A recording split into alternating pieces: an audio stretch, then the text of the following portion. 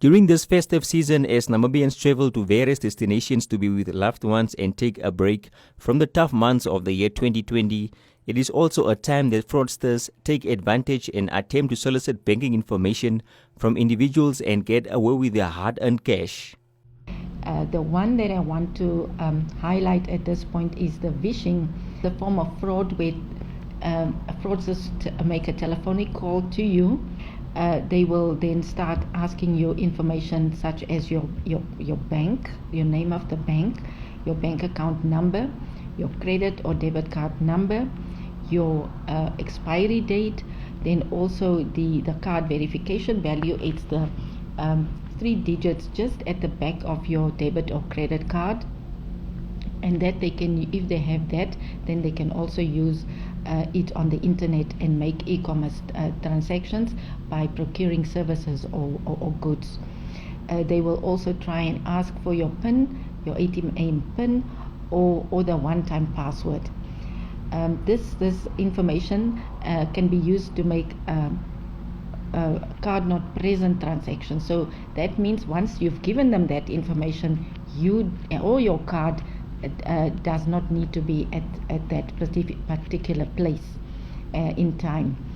Fraudsters also trick you to believe that they are bank officials, and that is why they make this call to lure you actually in giving that information.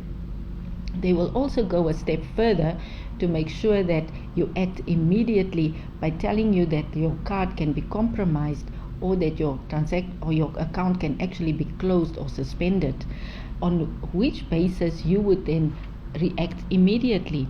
But there is caution in all of this to be had in terms of making sure that you do not respond to unsolicited callers in this fashion.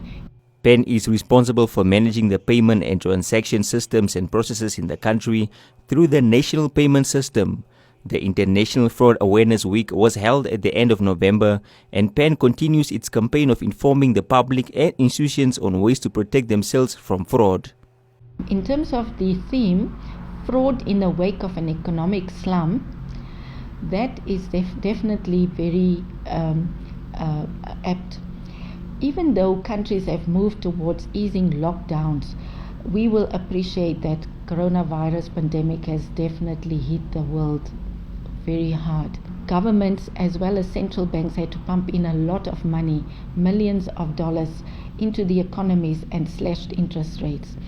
So it is needless to say that if the governments have already done their bit, we as an individual in the public domain can also do our bit in terms of now preventing fraud by adhering to these tips to make sure that our hard-earned money is not going to go into the hands of a fraudster or a syndicate for that matter.